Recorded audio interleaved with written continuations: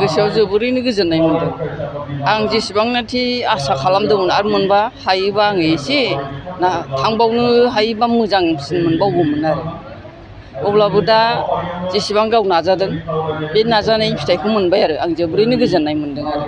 इयुनाव मा जानायखौ लुबैयो? आंनि गोसोआव आङो दा फिसाजोखौ आं सासे डाक्टार जाजानो लुगैयो।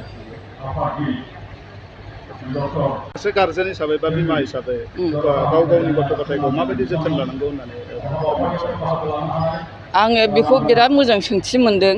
सासे गारजेन बिमा बिफा साफ्रोमबो गथ'नि बिमा बिफाया ओरैबायदि जानांगौ गावनि गथ'आ फरायदों ना फरायाखै बेखौ नोजोर लानांगौ। मानसिफ्रा गथ'फ्रा दानाथ' मबाइलजों सोरबा बिदिनो गेलेनाय मोसानाय मेथाइ खननाय बेखौ नायो खिन्थु बेखौ नायदों ना लेखा फरानिखौ नायदों बेखौ नोजोर होनाया बिमा बिफानि गोनांथार बिबान आरोखि आं बिदि सानो आरो। खायसे बिथिङाव जों नुनो मोनो जे हौवासाफोरनिख्रुइ हिन्जावसाफोरनि बिथिङाव सोलोंथाइखौ बांद्राय गोसो होनो नागिरा खायसे गारजेना बे बिथिङाव मा फोरमायगोन? नोंथांनि फिसाजोआ जोबोद मोजां रिजाल्ट खालामनो हादों, मा फोरमायगोन? आथिखालावथ' दा जोङो अनेक नुयो गारजेन हिसाबै जोंबो फल' खालामो।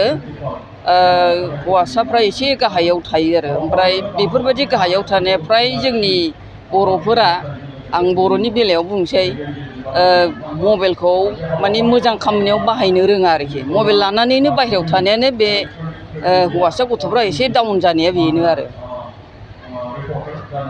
नोंथांनि फिसाजोआ जोबोद मोजां रिजाल्ट खालामनायनि जोहै दिनै माबायदि जोथोन लादोंमोन नोंथाङा गावनि फिसाजोखौ? बिदिनो जानाय लोंनाय आरो फारसेनिफ्राय थांनाय फैनाय ओमफ्राय न'खरावबो जोंहा गैखाया नालाय ओरैनो खुनुरुखुम बिदिनो खस्थ' मस्थ' खालामलाबायनानै फोरोंबाय आरो। मा मावो?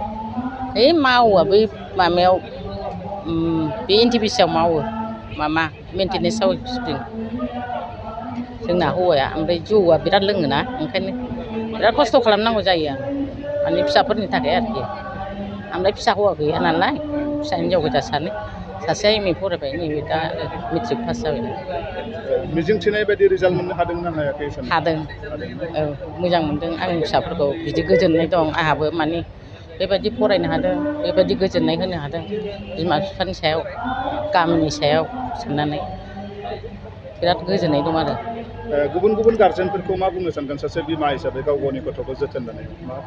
होनो आङो माने बेबायदि जानो नाङा आरो लोंला जाला थानो नाङा गथ'फोर फरायनायाव बेबायदि हाथा हामा गेलेहोनो नाङा गथ'फोरखौ थाब थाब थाल लानानै मोनाबिलिनि सम फुंनि सम नायफा नायनांगौ होननानै आं बुङो।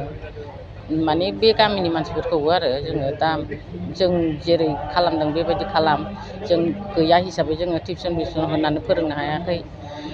ओरैनो खुनुरुखुम गावनि गोसो होनाय बिमानि थाल लानाय बेफ्राव मानेखि आंनि फिसाया पास जादों आं बेखौनो जोबोद गोजोननाय मोनो। इयुनाव मा जानायखौ लुबैयो नोंथांनि फिसाजोखौ नोंथाङा? आंनि फिसायाथ' हनै गाव मा फरायनो गोसो दं बेखौ फरायग्रोथोंसै। आं बिदिनो भगबानखौ खुलुमबाय थानोसै। थाखा फैसा गैया आरो मा खालामनो हानो जोंलाय लासै लासै गाव नाजानायजों बिमानि बिफानि एसे माबाजों गाव बेसिबां फरायनो गोसो दं बेखौ फरायथोंसै आं। थाखो 8, 9 आरो 10 नि फरायसाफोरनि थाखाय मोनसे गोनां फोसावथाय। इम्पल्स आसामआ नोंथांनि थाखाय होदों अनलाइन टिउसन एप्सनि सुबिदा। बर' आरो एसामिस मोन्नैबो बिजोंनि 8, 9 आरो 10 थाखोनि बिगियान, सानखान्थि आरो इंराजि आयदायाव अनलाइन टिउसननि सुबिदाखौ होगोन। मोनफ्रोमबो आयदायाव दान मोनसेनि फिसआ 250 रांल' जागोन। 12 दाननि थाखाय फरायसानि अनलाइन टिउसनआ सोलिगोन। इम्पल्स आसाम अनलाइन टिउसन एपआव live class, online test, online assignment आरो डाउट क्लियारिं सेसननि सुबिदा मोननो हागोन। इम्पल्स आसाम अनलाइन टिउसन एपआव रोंगौथि गोनां एक्सपिरियेन्स फोरोंगिरिफ्रासो फोरोंगोन। गोसो गुदुं फरायसाफ्रा गाव गावनि मबाइलाव गुगल प्ले स्ट'रनिफ्राय इम्पल्स आसाम एपखौ डाउनल'ड खालामनो हागोन।